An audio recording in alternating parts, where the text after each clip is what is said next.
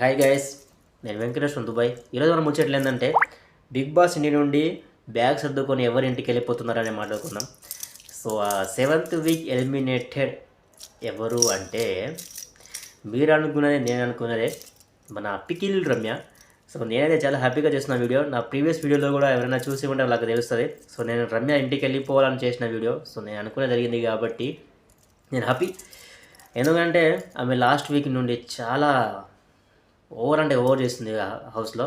And nomination ప్రాసెస్లో మన తనుజ మీద చేసిన కామెంట్, మన స్టేట్మెంట్ ఏదైతే ఉందో ఫుల్ వర్త్ వేస్ట్ అంటే వేస్ట్ స్టేట్మెంట్లు పాస్ చేసింది కాబట్టి అందరిలో నెగిటివ్ అయిపోయి ఓట్లు కూడా లీస్ట్లో పడ్డాయి.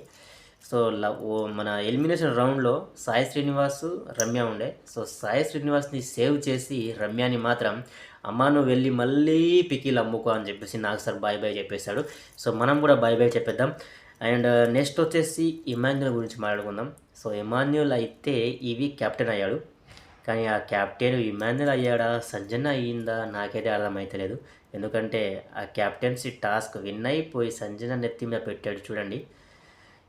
గేము సంజన కోసం ఆడుతున్నాడా, ఇమాన్యుల్ కోసం ఆడుతున్నాడా అనేది నాకైతే అర్థమవుతలేదు. మీరు చేతో చెప్పండి దానికి ఏది.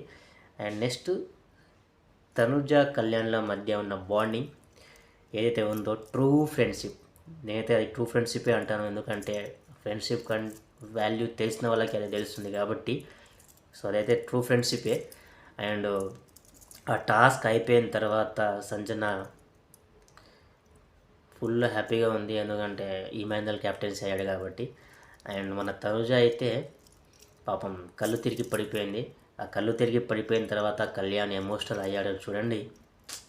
నేను నిజంగా ఎమోషనల్ అయ్యా గైస్. అంతలా ఏమంటే ఏ వ్యక్తి అయితే అంతలా రెస్పెక్ట్ ఇచ్చి అంతలా క్లోజ్గా ఉంటారో, ఫ్రెండ్షిప్ వాల్యూ ఎవరికి తెలుస్తుందో వాళ్ళే అలా రియాక్ట్ అవుతారు. నాకైతే నిజంగా ఆ కేరింగ్ విధానము పాపం ఆమెకి ఏమైపోతుందో అని చిన్నపిల్లల్లోగా ఏడ్చింది చూడండి. సోల్జర్కి నిజంగా సల్యూట్ చేయాల్సిందే. ఆ ప్లేస్లో ఎవరు ఉన్నా కూడా కళ్యాణ్ అలాగే ఫీల్ అవుతాడు. ఎందుకంటే పోయినసారి రీతు కూడా ఫీల్ అయితే కూడా రీతుని దగ్గర నుండి ఓదార్చాడు కాబట్టి. సోల్జర్కి అందరూ సమానమే, కాకపోతే తనుజ మీద కన్సర్న్ చాలా ఎక్కువ చూపిస్తాడు. ఎందుకంటే ఆమె ప్రతిదానికి ఫీల్ అవుతుంది కాబట్టి క్లోజ్గా ఉంటాడు. సో నేనైతే వాళ్ళ బంధం చాలా ట్రూగా ఫ్రెండ్షిప్పే అనుకుంటున్నా. మీరు కూడా అలా అనుకుంటే ప్లీజ్ నా పేజ్ని ఫాలో చేయండి, లైక్ చేయండి. అండ్ వాళ్ళ ఇద్దరి మధ్య ఉన్న బాండింగ్ ఏదైతే ఉందో దానికి నాకు కామెంట్ చేయండి. Thank you.